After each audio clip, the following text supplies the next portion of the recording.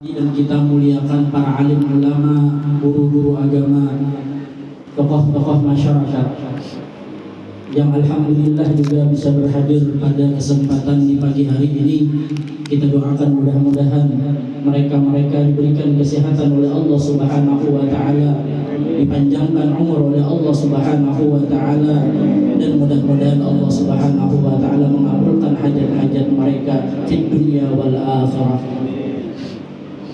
Bapak-bapak, ibu-ibu, para hadirin wal hadirat, jamaah sekalian yang dirahmati oleh Allah Subhanahu wa taala. Pertama-tama marilah kita bersyukur kepada Allah Subhanahu wa taala atas segala limpahan nikmat yang telah diberikan kepada kita, sehingga di pagi hari ini kita bisa melangkahkan kaki dari rumah kita masing-masing untuk berkumpul di dalam satu majelis ini, yaitu hanya mengharap dengan keridhaan Allah Subhanahu wa taala, dan dengan harapan kita bisa mengingat Rasulullah sallallahu alaihi wasallam. Dengan demikian kita bisa mengingat Allah Subhanahu wa taala. Salawat serta salam selalu terlimpah kepada junjungan kita Nabi besar Muhammad sallallahu alaihi wasallam beserta para keluarga, sahabat, tabi'in ila yaumil qiyamah.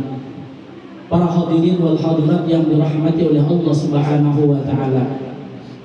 Rasanya ada pantas bagi ulun untuk mengisi acara daripada Mau'idhah Hasanah ini, apalagi di depan kita banyak guru-guru, tuan guru, alim ulama, yang mana karena ulun imtithalul awamir khairun min sulukil adab, menjunjung tinggi perintah karena permintaan dari panitia untuk melaksanakan atau untuk mengisi acara pada hari ini, itu lebih baik daripada sulukil adab. Imtithalul awamir khairun min sulukil adab, menjunjung tinggi perintah itu lebih baik daripada sulukil adab, menjalani adab. Alhamdulillah kita sekarang sudah berada di bulan Rajab, tepatnya pada hari ini tanggal 14 daripada bulan Rajab. Kita ketahui bersama bahwasanya bulan Rajab itu adalah satu bulan yang mulia, yang dimuliakan oleh Allah Subhanahu wa taala. Bahkan di dalam setahun itu ada 12 bulan. Ada 4 bulan yang dimuliakan oleh Allah Subhanahu wa taala, itu dinamakan dengan Ashhurul Hurum, bulan-bulan yang dimuliakan oleh Allah Subhanahu wa taala. 4 bulan tersebut, 3 bulan yang bernama Sardun, yaitu 3 bulan yang berturut-turut, wa wahidun fardun, dan 1 bulan yang bersendirian. 3 bulan yang berturut-turut tersebut adalah Dzulqa'dah, Dzulhijjah, dan Muharram. Itu bulan Ashhurul Hurum yang berturut-turut, Dzulqa'dah, Dzulhijjah, dan Muharram. Kemudian ada 1 bulan yang bersendirian, yaitu bulan Rajab, yang alhamdulillah sekarang ini kita dipanjangkan umur oleh Allah Subhanahu wa taala bertemu dengan bulan Rajab tersebut. Bahkan ulama mengatakan bahwasanya bulan Rajab itu adalah Syahrul Asam, bulan yang ditulikan oleh Allah Subhanahu wa taala. Kenapa jadi disebut Syahrul Asam, bulan yang ditulikan? Karena pada bulan tersebut orang-orang Arab pada zaman dahulu mereka berperang dan melakukan kekerasan pada bulan-bulan yang dimuliakan Allah Subhanahu wa taala, itu mereka stop total. Berperang pada lagi, melakukan kekerasan pada lagi. Kenapa? Karena memuliakan yang 4 bulan tadi, khususnya bulan Rajab. Makanya dinamai bulan Asam. Kenapa? Karena di situ ada pernah lagi perang pada bulan yang 4 tadi. Artinya pada zaman dahulu itu orang Arab itu ada berperang lagi pada 4 bulan, Dzulqa'dah, Dzulhijjah, Muharram, dan Rajab tadi. Mereka stop berperang, permusuhan mereka stop. Bahkan di dalam riwayat, orang kafir pun, orang yang kada beriman pun, mereka juga memuliakan Ashhurul Hurum tersebut. Dalilnya di dalam dalam kitab Sahih Muslim itu ada pada waktu ketika utusan daripada Abdul Qais, yaitu dari suku Rabi'ah, hendak bertemu kepada Rasulullah sallallahu alaihi wasallam. Jadi pada bulan-bulan itu orang-orang yang dari utusan Abdul Qais ini hendak bertemu kepada Rasulullah itu kada kawan, kada sampai. Kenapa? Karena dijaga oleh orang-orang kafir Mudhar pada waktu itu. Nah, jadi mulai kampung dari suku Rabi'ah tadi hendak bertemu kepada Nabi itu kada kawan sampai. Kenapa? Karena dihalangi oleh orang-orang daripada orang kafir Mudhar tadi. Akan tetapi utusan Abdul Qais tadi bisa sampai kepada Rasulullah sallallahu alaihi wasallam, yaitu hanya pada 4 bulan Ashhurul Hurum ini aja. Kenapa orang-orang kafir Mudhar tadi? Mereka tersebut kada menghalangi lagi orang nak lewat di daerah mereka tersebut. Artinya biarkan aja orang lewat. Kalau selain daripada Ashhurul Hurum, mereka jaga. Antara 2 aja. Bila ada rumah sakit sebulan. Itu saking kejamnya orang-orang kafir Mudhar, yang mana para sahabat Rasulullah hendak berhilang lawan Rasulullah sallallahu alaihi wasallam. Nah, jadi pada bulan yang diharamkan oleh Allah Subhanahu wa taala, pada bulan yang dimuliakan oleh Allah Subhanahu wa taala, orang-orang tadi, para sahabat Rasulullah tadi bisa sampai kepada Rasulullah sallallahu alaihi wasallam. Nah, jadi orang kafir pun mereka memuliakan daripada Ashhurul Hurum tersebut. Apalagi kita orang yang beriman. Bahkan di dalam riwayat pun Ashhurul Hurum tersebut, orang yang beramal ibadah di bulan tersebut itu dilipat gandakan oleh Allah Subhanahu wa taala pahalanya. Jadi bukan hanya orang yang beribadah saja dilipat gandakan pahalanya, orang yang berbuat dosa pun di Ashhurul Hurum itu juga dilipat gandakan dosanya oleh Allah Subhanahu wa taala. Nah, jadi hati-hati kita. Artinya hati-hati kita di bulan-bulan yang mulia yang Allah berikan kepada kita ini, jangan sampai kita tersebut mengisi bulan tersebut dengan kemaksiatan kepada Allah Subhanahu wa taala. Kenapa? Karena di bulan tersebut Allah melipat gandakan daripada dosa, dan Allah Subhanahu wa taala juga melipat gandakan pahala bagi orang-orang yang beramal soleh. Nah, jadi alhamdulillah di bulan Rajab ini kita umpamanya hendak banyak beribadah, yaitu kita hadir di majelis-majelis yang kayak ini. Apalagi majelis yang kayak ini bukan berarti kita semata-mata memperingati Isra Mi'rajnya Nabi Muhammad sallallahu alaihi wasallam. Di samping itu kita juga termasuk orang yang menuntut ilmu. Kenapa? Karena setiap orang peringatan Isra wal Mi'raj Nabi Muhammad sallallahu alaihi wasallam, di situ ada disampaikan ilmunya Rasulullah sallallahu alaihi wasallam. Nah, jadi kita juga tergolong orang yang menuntut ilmu. Walaupun umpamanya kita tersebut hadir di majelis Isra Mi'raj, kita juga digolongkan oleh Allah Subhanahu wa taala orang yang menuntut ilmu agama. Apalagi kita tahu berataan bahwasanya pahala orang yang menuntut ilmu agama itu saking besarnya diberikan oleh Allah Subhanahu wa taala, apalagi di bulan Rajab ini. Nah, jadi kita ada semata-mata untuk menghadiri peringatan Isra Mi'rajnya Nabi Muhammad sallallahu alaihi wasallam. Kemudian lagi di dalam hadis Rasulullah sallallahu alaihi wasallam diceritakan Rajab itu adalah syahrullah, wa Sya'ban syahri, wa Ramadan syahru ummati. Jadi kata ulama, Allah Subhanahu wa taala menetapkan bulan Rajab tersebut sebagai syahrullah, yaitu Allah Subhanahu wa taala memberikan keampunan bagi orang yang meminta ampun kepada Allah Subhanahu wa taala, bagi orang yang bertaubat kepada Allah Subhanahu wa taala. Artinya pengampunan Allah maha luas, lebih lagi daripada bulan-bulan yang lain. Makanya dinamai bulan tersebut adalah syahrullah, yaitu adalah bulannya kita disuruh di situ memperbanyak istighfar kepada Allah Subhanahu wa taala. Kemudian lagi Rajab tersebut dinamai syahri, ujar Nabi. Yaitu kenapa jadi bulan Rajab tersebut dinamai syahr, bulannya Nabi sallallahu alaihi wasallam? Karena ayat yang berbunyi innallaha wa malaikatahu yusalluna 'alan nabi ya ayyuhalladzina amanu sallu 'alaihi wa sallimu taslima, itu diturunkan oleh Allah Subhanahu wa taala di bulan Sya'ban. Makanya di bulan Sya'ban kita diperbanyak, disuruh memperbanyak daripada mengucap salawat kepada Rasulullah sallallahu alaihi wasallam. Kemudian bulan Ramadan dinamai syahrul ummati, ujar Nabi. Artinya bulan Ramadan tersebut adalah bulan umatku. Kenapa? Karena di bulan Ramadan tersebut, kata ulama, di situ disuruh memperbanyak untuk membaca Al-Quran. Kenapa? Karena Al-Quranul Karim diturunkan pada bulan Ramadan tersebut.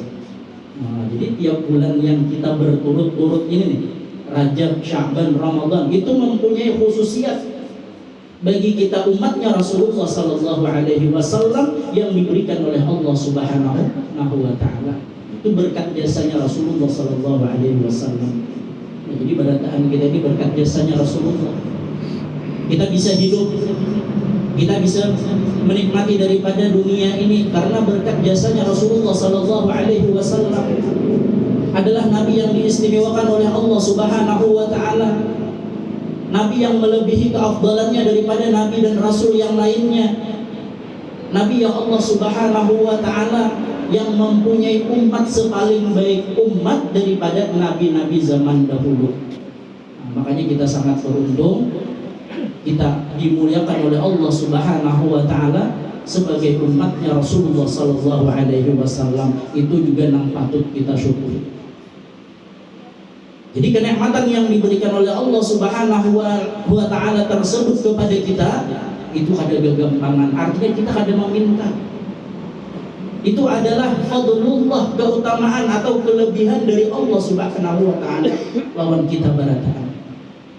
Artinya kita ada meminta dijadikan oleh Allah Subhanahu wa taala sebagai umatnya Rasulullah sallallahu alaihi wasallam. Makanya jangan sampai kita itu hadir di dalam majelis-majelis yang kayak ini, hati kita itu lupa dengan Sayyidina Rasulullah sallallahu alaihi wasallam. Artinya jangan sampai pikiran kita itu kosong dari Rasulullah. Jangan sampai hati kita itu lupa daripada mengingat Rasulullah sallallahu alaihi wasallam. Apalagi ini acara Isra wal Mi'raj, yaitu acaranya yaitu mengenang daripada peristiwanya Rasulullah sallallahu alaihi wasallam. Dan kita ada ingatnya, ada acaranya acara Rasulullah. Artinya memperingati Isra Mi'rajnya Rasulullah. Kita ada diingat di hati sama sekali dengan Rasulullah. Apalagi dibacakan maulid, dibacakan syair-syair memuji Rasulullah sallallahu alaihi wasallam. Pada lalu di hati kita ingat dengan Rasulullah. Nah, itu perlu dipertanyakan keimanan kita. Nah, makanya kita tersebut tanamkan kecintaan kita kepada Rasulullah sallallahu alaihi wasallam, lawan diri kita, lawan keluarga kita, lawan anak-anak kita pun kita tanamkan kecintaan kepada Rasulullah melebihi daripada kecintaan kita kepada yang lain. Karena itu hukumnya wajib. Artinya wajib kita tersebut menanamkan kecintaan kepada Rasulullah melebihi daripada orang tua kita, melebihi daripada anak-anak kita, melebihi daripada keluarga kita, melebihi daripada orang-orang yang kita cintai. Itu wajib hukumnya kita tersebut lebih mencintai Rasulullah daripada semua itu. Nah, jadi makanya biar ulun tadi, jangan sampai kita tersebut lupa dengan mengingat Rasulullah sallallahu alaihi wasallam. Dengan kita mengingat Rasulullah sallallahu alaihi wasallam, akhirnya kita menjadi cinta kepada Rasulullah sallallahu alaihi wasallam. Apalagi yang kita peringati sekarang ini adalah perjalanan Isra Mi'rajnya Nabi Muhammad sallallahu alaihi wasallam. Bahkan Rasulullah sallallahu alaihi wasallam di Isra dan Mi'rajkan oleh Allah Subhanahu wa taala. Itu diabadikan di dalam Al-Qur'an. Yang kita didengar oleh qari yang dibaca tadi, subhanalladzi asra bi'abdihi lailan minal masjidil haram ilal masjidil aqsa alladzi barakna haulahu linuriyahu min ayatina. Nah, jadi diabadikan dalam Al-Quran. Kenapa? Karena Isra wal Mi'raj tersebut adalah khususiat bagi Rasulullah sallallahu alaihi wasallam. Kadang diberikan kepada nabi-nabi yang lain, kadang diberikan kepada rasul-rasul yang lain, hanya khususiat diberikan kepada Rasulullah sallallahu alaihi wasallam. Bahkan di dalam Isra wal Mi'raj tersebut Allah Subhanahu wa taala tepatnya pada malam 27 Rajab itu adalah waktu yang paling utama, waktu yang paling agung yang dimiliki oleh Rasulullah sallallahu alaihi wasallam. Kenapa? Karena pada waktu itu Rasulullah sallallahu alaihi wasallam langsung bertemu dengan Allah Subhanahu wa taala. Nabi-nabi yang lain tidak ada. Rasul-rasul yang lain tidak ada yang bertemu langsung dengan Allah Subhanahu wa taala. Bahkan pada waktu itu Rasulullah bertanya kepada Jibril, "Wahai Jibril, hal tara rabbak?" Apakah engkau wahai Jibril melihat Tuhan engkau? Kata Jibril, apa? Ada 70 hijab antara aku dan Allah Subhanahu wa taala terdinding sehingga aku tidak bisa melihat dengan Allah Subhanahu wa taala. Bahkan ujar Jibril, 70 hijab itu satu hijab aja yang pertama dibukakan oleh Allah Subhanahu wa taala, lah taraf, niscaya aku akan terbakar dengan nurnya Allah Subhanahu wa taala. Tapi khususnya dengan Rasulullah sallallahu alaihi wasallam 70 hijab tersebut terbuka, Allah Subhanahu wa taala memberikan keistimewaan kepada Rasulullah sallallahu alaihi wasallam sehingga Rasulullah langsung bercakap-cakap dengan Allah Subhanahu wa taala. Sallu ala Nabi Muhammad. Itu khususnya. Artinya yang tidak dimiliki oleh nabi-nabi yang lain, tidak dimiliki oleh malaikat yang ada di atas langit, hanya Rasulullah sallallahu alaihi wasallam yang mendapatkan keistimewaan tersebut, yang mendapatkan kemuliaan tersebut, yang mana Allah Subhanahu wa taala juga memberikan oleh-oleh atau daripada pertemuan Rasulullah sallallahu alaihi wasallam dengan Allah Subhanahu wa taala, yaitu berupa salat 5 waktu. Ini adalah pusaka bagi kita orang yang beriman, bagi kita orang yang mengaku umatnya Rasulullah sallallahu alaihi wasallam. Artinya jangan sampai salat 5 waktu tersebut kita tinggalkan, atau sebahagian salat tersebut kita tinggalkan, apalagi berataan salat tersebut ditinggalkan, na'udzubillahi min dzalik. Bahkan di dalam riwayat diceritakan bahwasanya Rasulullah sallallahu alaihi wasallam setelah menerima kefarduan salat 5 waktu tersebut, Rasulullah sallallahu alaihi wasallam pada waktu ketika sampai ke bumi memberitahukan kepada para sahabat yang mana asalnya itu difardukan oleh Allah Subhanahu wa taala itu 50 waktu. Kemudian karena memintanya Rasulullah sallallahu alaihi wasallam kepada Allah Subhanahu wa taala, akhirnya dikurangi itu menjadi 5. Hanya kali 50-nya bahari lah. Kita disuruh umpamanya menggawi daripada 5 waktu aja kita banyak tinggal, apalagi 50 waktu. Nah, makanya sholat itu adalah imaduddin.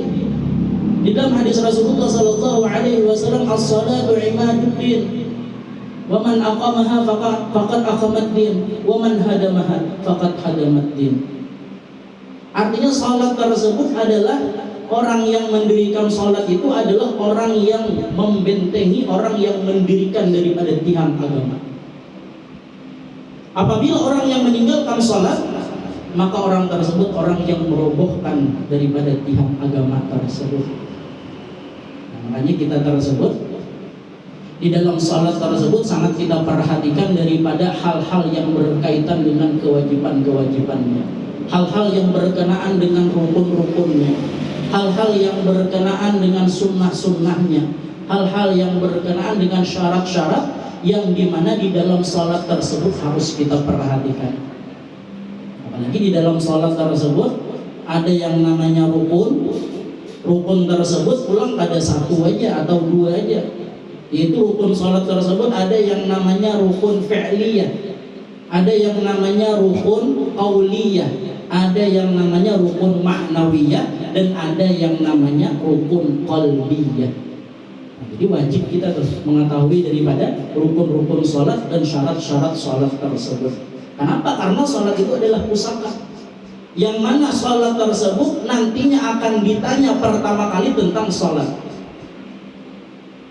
Pada waktu itu kita ditanya tentang sholat benar. Apabila sholat seseorang tersebut ditanya oleh Allah Subhanahu wa ta'ala sholatnya benar, niscaya ibadah-ibadah yang lain pun akan mengikut. Itu pertama kali ditanya nantinya kita di yaumul mahsyar itu tentang sholat tersebut. Nah, jadi sangat kita perhatikan sholat tersebut, baik sunat-sunatnya, apalagi rukun-rukunnya dan syarat-syaratnya. Nah, bahkan di dalam sholat tersebut ada yang namanya rukun qauliyah. Artinya rukun qauliyah itu adalah rukun yang kita ucapkan di dalam sholat, seperti membaca surah Al-Fatihah, mengucap takbiratul ihram Allahu Akbar, kemudian mengucap tasyahud akhir, kemudian salam. Nah, semuanya itu adalah rukun qauliyah. Artinya apa? Rukun tersebut rukun qauliyah yang mulut kita mengucapkan, telinga kita mendengar. Jadi jangan hanya sembahyang itu kakak remote aja umpamanya, telinga kita ada mendengar. Nah, kenapa? Karena rukun qauliyah itu syaratnya telinga kita harus mendengar. Apalagi umpamanya kita membaca surah Al-Fatihah, harus pas huruf-hurufnya, harus tahu makharijul hurufnya, harus tahu cara melafazkan surah Al-Fatihah tersebut, karena sangat penting. Kalau umpamanya kita kada bisa, itu diwajibkan untuk kita untuk belajar daripada membaca Al-Fatihah tersebut. Apalagi kan di dalam surah Al-Fatihah itu huruf-hurufnya itu ada 155 huruf. Ada yang mengatakan 156 huruf. Dalam surah Al-Fatihah itu mulai Bismillahirrahmanirrahim sampai waladhdallin itu 156 huruf. Ada yang mengatakan 155 huruf. Di mana garang selisihnya 156 lawan 155 huruf itu? Itu pada waktu ketika mengucap Maliki Yaumiddin. Nah, jadi Bismillahirrahmanirrahim. Alhamdulillahi Rabbil Alamin, Ar-Rahmanir-Rahim, Maliki Yaumiddin. Nah, itu kalau kita membaca Maliki Yaumiddin itu 156 huruf jumlahnya. Ada juga yang membaca Bismillahirrahmanirrahim, Alhamdulillahi Rabbil Alamin, Ar-Rahmanir-Rahim, Maliki Yaumiddin. Boleh juga pendek mimnya, ada pakai panjang. Nah, bila yang membaca Maliki Yaumiddin berarti jumlah hurufnya 155 huruf. Nah, jadi itu yang perlu kita perhatikan, 155 huruf atau 156 huruf. Nah, jadi boleh dua tadi. Maliki Yaumiddinnya itu boleh Maliki Yaumiddin, boleh Maliki Yaumiddin. Nah, bila yang Maliki Yaumiddin berarti 156 huruf. Bila yang Maliki Yaumiddin berarti 155 huruf jumlah surah Al-Fatihah. Dan tasydid-tasydidnya pun harus diperhatikan juga. Ada 14 tasydid di dalam surah Al-Fatihah, mulai Bismillah sampai waladhdallin. Itu ada 14 tasydid. Kita harus mengetahui letak tasydid tersebut di mana. Harus kita ucapkan dengan benar mengucap tasydid tersebut di dalam surah Al-Fatihah tersebut. Apabila kita salah mengucapkan, otomatis Al-Fatihah kita ada pas, ada bujur, otomatis salat kita pun ada diterima oleh Allah Subhanahu wa Ta'ala. Bahkan lebih dalam lagi surah Al-Fatihah itu apa? Ada di antaranya itu huruf-huruf hijaiyah yang tidak termasuk di dalam surah Al-Fatihah. Jadi huruf hijaiyah yang 28 itu ada 7 huruf yang ada masuk di dalam surah Al-Fatihah. Itu para ulama mengumpulkan dengan kalimat tajin, khazin, syawfin. Tajin, huruf ta, tanam beritik 3 di atas. Nah, itu ada dalam surah Al-Fatihah. Jim, ada dalam surah Al-Fatihah. Khazin, kha, ada. Zai, ada. Nah, jadi tajin, khazin, syawfin, sya, ada. Nah, jangan kita membaca ihdinas syiratal mustaqim. Shin itu ada dalam surah Al-Fatihah. Ada hurufnya. Yang ada itu sin aja. Jadi kan ada hurufnya.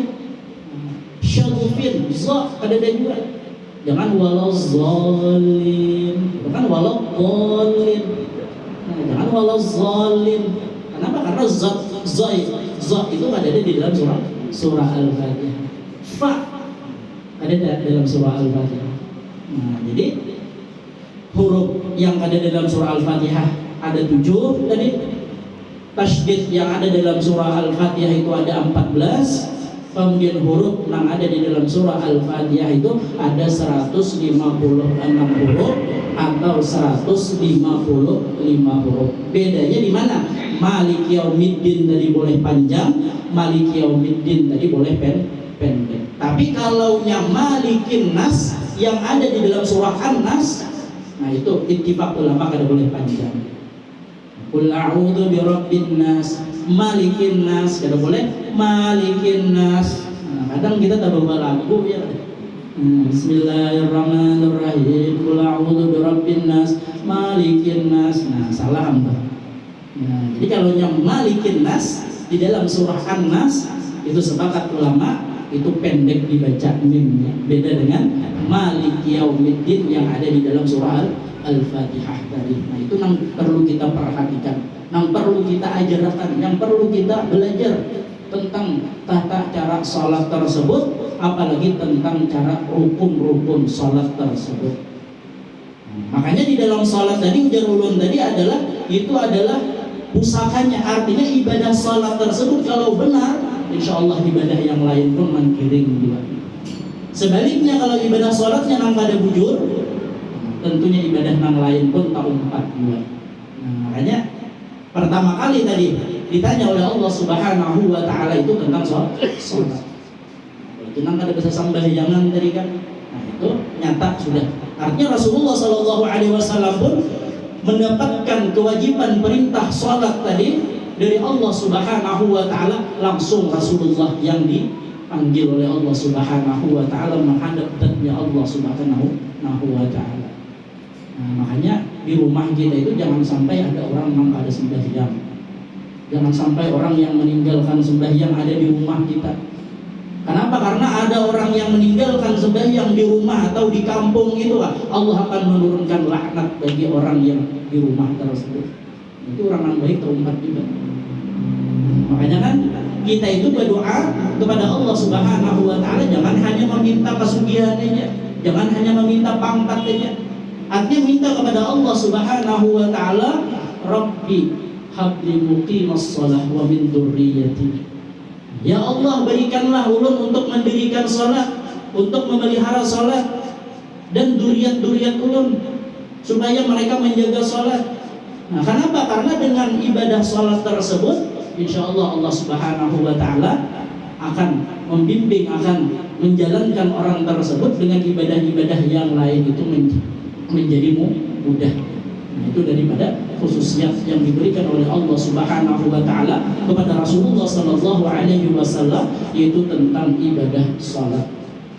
Nah, jadi kita perhatikan rukun-rukunnya tadi, baik rukun qauli tadi yang kita ucapkan, telinga kita mendengar, kemudian rukun fi'li seperti qiyam berdiri, rukuk, sujud, i'tidal, kemudian duduk antara dua sujud, kemudian duduk daripada tahiyyat akhir. Itu termasuk daripada rukun fi'li, artinya perbuatan. Di samping itu juga ada yang namanya rukun qalbiyah, yaitu niat. Jadi rukun qalbiyah itu hanya satu aja, yaitu niat. Jadi kita sembahyang tersebut pada waktu ketika kita mengucap takbiratul ihram, nah itu niat di situ. Itu niat kalau kita sembahyang fardu, itu ada 3 nang wajib di situ, yaitu qasad, ta'arrud, dan ta'yin. Artinya usallinya itu tuh, itu qasad ngarannya. Kemudian lagi apa? Ta'arrud, yaitu apa? Menentukan daripada kefarduan itu salat. Kemudian ta'yin, menentukan salat itu salat zuhur kah, asar kah, maghrib kah, isya kah, subuh kah. Nah, jadi 3 itu nang wajib. Kalau dia 3 rakaat menghadap kiblat karena Allah Ta'ala, itu sunnah aja.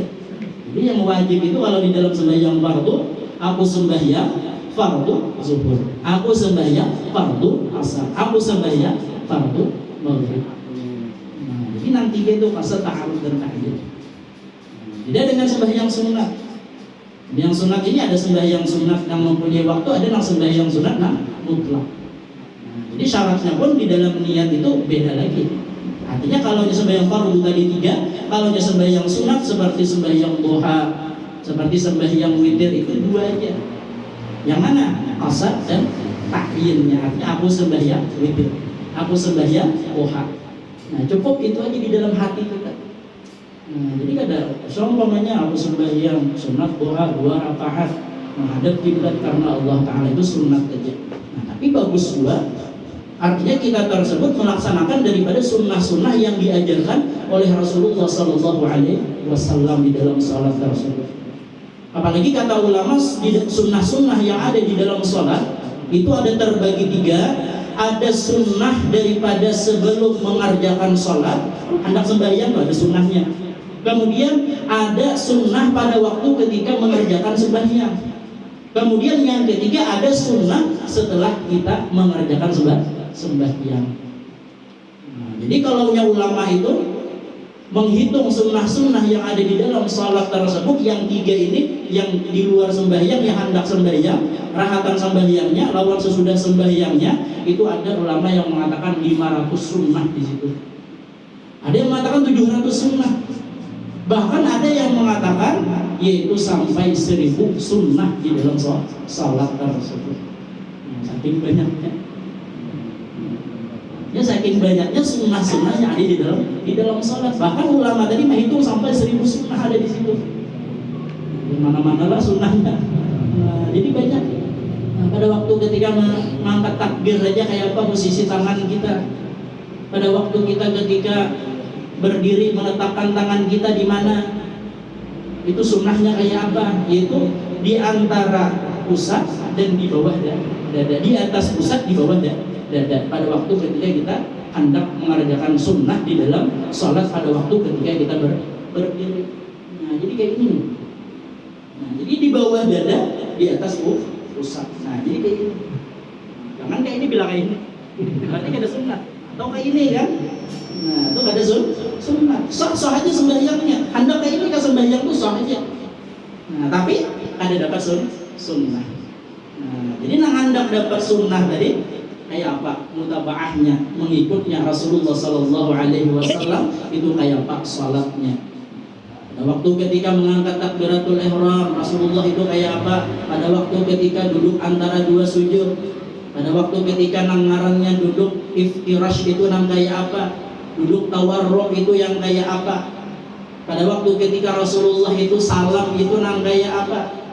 Nah, bahkan kita salam tersebut pada waktu salat yang disunatkan itu menoleh ke kanan pada waktu salam yang pertama dan menoleh ke kiri pada waktu ketika salam yang kedua. Itu sunnah. Tapi hendak dapat sunnahnya lagi pada waktu ketika menoleh itu kapan? Itu pada waktu ketika kita Assalamualaikum warahmatullah. Nah, jadi warahmatullahnya itu hanya apa? Muha kita menghadap ke kanan. Begitu juga salam sebelah kiri. Pada waktu ketika Assalamualaikum warahmatullah. Nah, kadang kita ada Assalamualaikum warahmatullah, Assalamualaikum warahmatullah. Artinya dapat sunnah juga, tapi kada dapat sunnah yang sempurna. Nah, jadi pada waktu ketika Assalamualaikum warahmatullah. Nah, jadi warahmatullah itu hanya muha kita tadi apa? Menghadap salam di sebelah kanan. Kemudian Assalamualaikum warahmatullah itu menghadap ke sebelah kiri. Nah, itu nang sunnah nang rancak kita tak tinggal.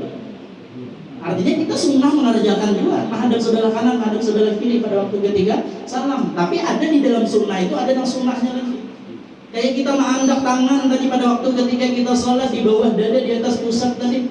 Ada juga yang di bawah lagi pada pusat mengandaknya. Ada juga yang di atas pada dada mengandaknya. Itu sah aja salatnya, cuman pahala sunnahnya ada datang. Nah, jadi mutabaah dengan Rasulullah atau mengikut sunnah-sunnah yang diajarkan oleh Rasulullah Sallallahu Alaihi Wasallam itu sangat penting. Apalagi narancak kita ketinggalan itu, padahal sunnahnya ini memiliki pahala lebih besar, memiliki keutamaan yang sangat besar, bahkan dihitung sampai 70 kali lipat pahalanya. Itu pada waktu kita hendak sholat itu memakai siwak. Nah, ini narancak kita tak tinggal, narancak kita ada gawe. Padahal pahalanya benar-benar. Padahal Rasulullah Sallallahu Alaihi Wasallam lau asyukka ala ummati la amartuhum bis-siwak inda kulli shalah wa fi riwayatin inda kulli wudu. Artinya jikalau tidak menyulitkan ujar Rasulullah lawan umatku, niscaya aku wajibkan, aku perintahkan kepada mereka untuk bersiwak pada waktu ketika salat. Ini namanya, padahal siwak itu paling nyaman. Bila ada besi kayu arak cukup dengan sesuatu nang kasat. Biasanya tangan baju lah ya ada. Atau sorban mangga ini kah umpamanya. Nah, atau umpamanya ada besi kayu arak, barangnya kayu ranting apa lah ditata. Asal cukup aja syaratnya itu sesuatu nang kasat, jangan sesuatu nang licin. Jadi sesuatu nang kasat nang paling afdal yaitu memakai kayu arak. Di bawah orang umrah rajin dah. Bahkan badan kita banyak aja orang berjual gitu dah. Paling 5.000 10.000 harganya.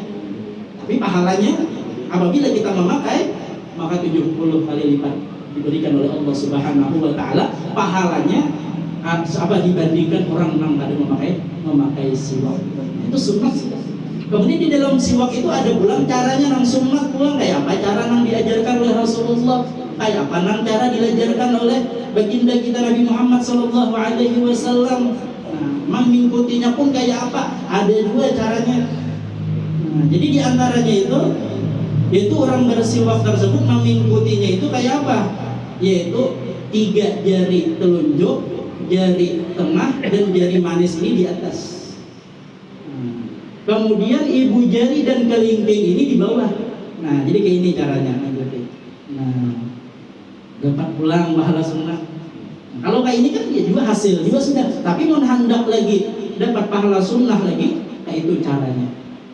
Nah, jadi 3 jari di atas, 2 jari yaitu ibu jari dan kelingking itu di bawah.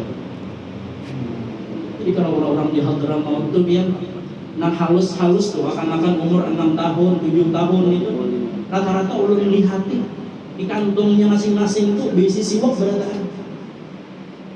Jadi nah halus-halus itu sudah diajarkan besi siwak berataan. Apalagi nang tuhan-tuhannya. Nah, bahkan siwak mereka itu apa? Bukan hanya di setiap kali hendak sholat saja. Bahkan orang yang bersiwak itu di setiap perbuatan yang baik-baik pun itu dianjurkan, disunnahkan memakai siwak. Kita hendak membaca Al-Quran, sunnah memakai siwak. Kita hendak guring, sunnah memakai siwak. Kemudian pada waktu ketika mulut kita rasa berubah sudah baunya, sunnah memakai siwak.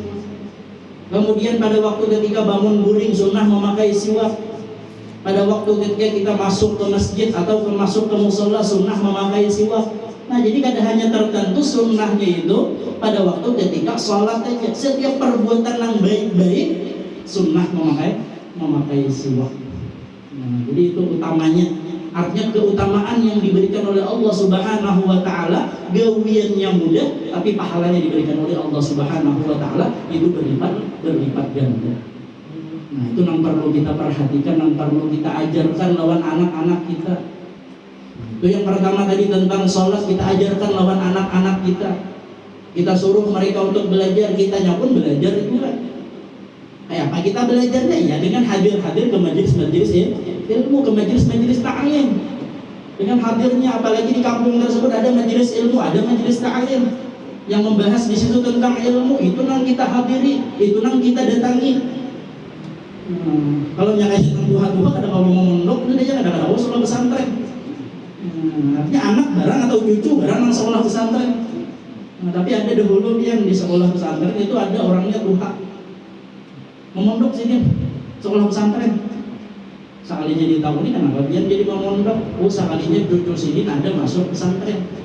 Jadi cucu sidin ini tadi setiap hari hendak bulik terus rumah, ada betah di pesantren karena ada suah bisa bawa kuitan. Nah, jadi hendak bulik, hendak ampit. Nah, kayak apa jika kuitannya nih? Maka kuitannya mengharap benar si anak ini sekolah di pesantren. Nah, tapi si anak tadi lawan kainya itu akrab benar. Bahkan kainya itu sangat sayang lawan cucunya ini tadi. Nah, biasanya kayak itulah. Orang sudah bisi cucu itu sayang cucu pada anak. Nah, jadi sayang cucu pada anak. Nah, jadi kayak apa? Ujar kuitannya, menurutnya kayak itu, kainya jadi kita antar ke pesantren juga, kita mendoakan. Nah, akhirnya si kai itu sekolah pesantren juga. Orang mahafal doroba si Kai tadi apa? Jaraba. Artinya salah juga. Nah, jadi cuman dengan si cucu tadi masuk pesantren, si Kai tadi masuk pesantren, akhirnya si cucu tadi betah di pesantren. Nah, jadi ada orang nang duha masuk pesantren. Kalau di pesantren kami nggak ada menerima. Jadi orang yang sudah tamat SD aja, sampai umurnya umpamanya memenuhi persyaratannya, ini ada badataan juga diterima. Kalau ya kan nang tua mereka masukkan juga. Itu pun nang untuk tahun tadi aja banyak nang ada kalau kita terima. Kenapa? Karena kehibakan. Karena asramanya, kelasnya ada cukup.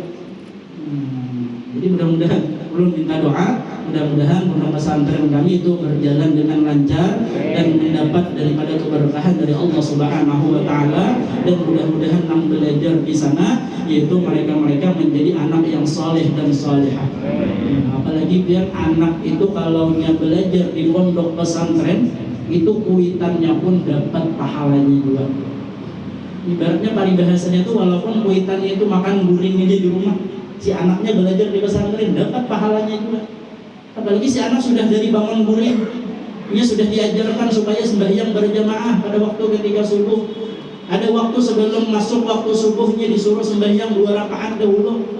Nah itu kuitannya dapat aja tuh di rumah tuh. Walaupun kuitannya para komat umpamanya hajar bangun.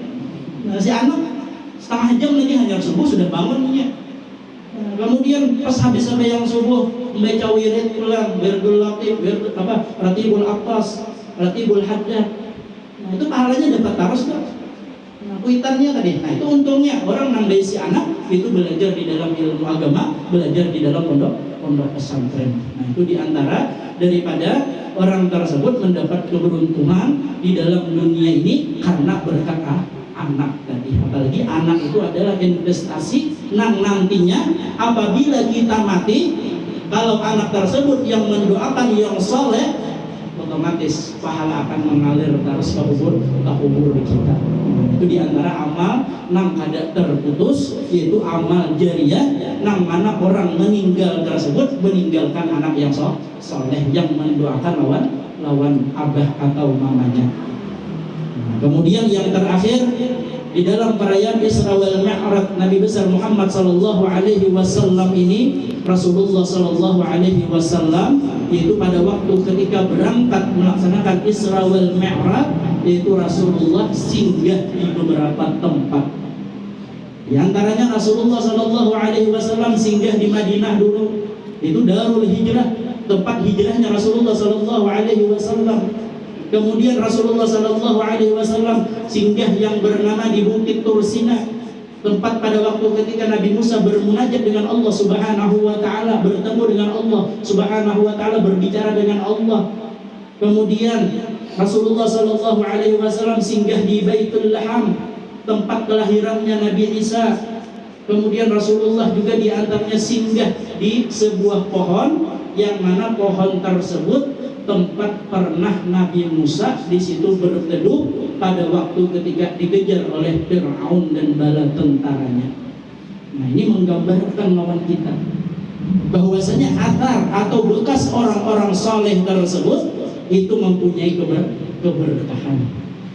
Nah, jadi kalau orang melakukan perjalanan atau orang hendak menuju suatu tempat, bila ada di situ athar atau bekas orang-orang soleh, maka kita di situ dianjurkan oleh Bapak untuk mengambil keberkahan atau ujar kita bertabarruk.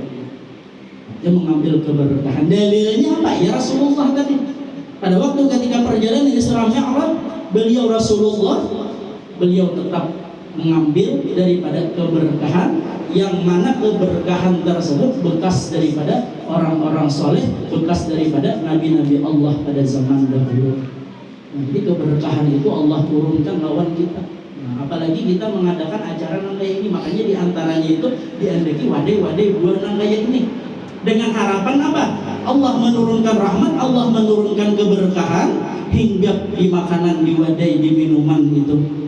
Nah, kalau kita minum, kita makan, akhirnya kita mendapat keberkahan daripada makanan tersebut. Nah, makanya orang banyak aja ada baca manakib. mandak wadai rajin, mandak banyu rajin, macam-macam tadi, mandak buah.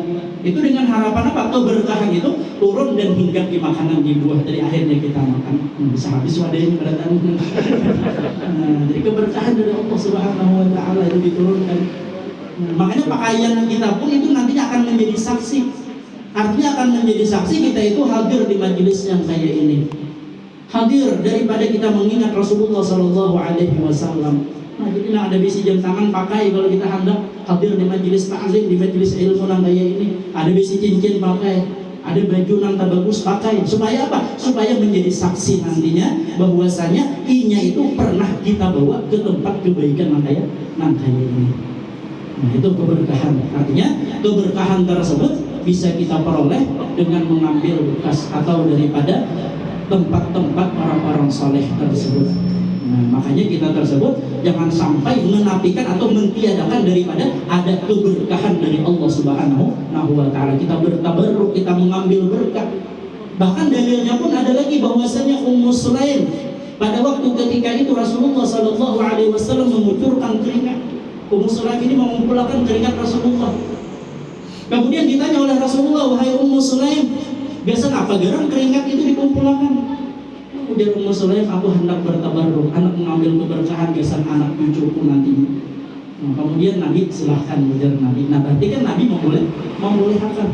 Nah, jadi itu diantaranya keberkahan yang diturunkan oleh Allah Subhanahu Wa Taala.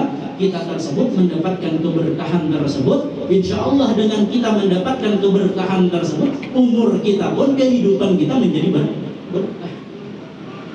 Artinya dengan berkahnya umur kita, dengan berkahnya kehidupan kita, insya Allah kita matinya dia matikan dalam keadaan husnul khatimah. Nah, itu keberkahan hidup yang paling utama, keberkahan hidup yang paling kita damba-dambakan, yaitu dengan mati kita di dalam keadaan husnul khatimah.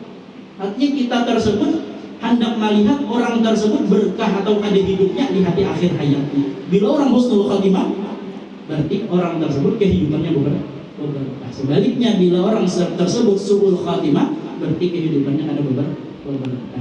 Jadi mudah-mudahan Allah Subhanahu wa Ta'ala menurunkan keberkahan kepada kita.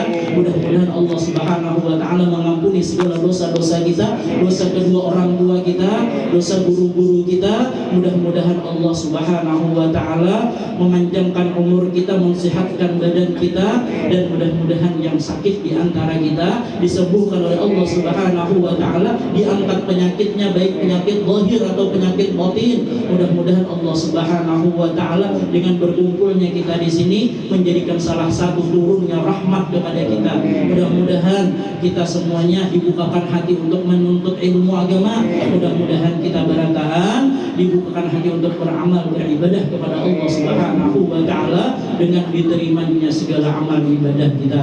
Dan mudah-mudahan Allah Subhanahu wa Ta'ala mematikan kita dalam keadaan husnul khatimah, memasukkan kita ke dalam surganya Allah Subhanahu wa Ta'ala bighairi hisab. Amin amin ya rabbal alamin. Mungkin ini yang dapat ulun sampaikan. Ulun banyak-banyak minta ampun, minta maaf, minta ridha, minta halal jika ada kesalahan dan kekhilafan. Dan ulun akhiri dengan ucapan wabillahi taufiq wal hidayah. Wassalamualaikum warahmatullahi wabarakatuh.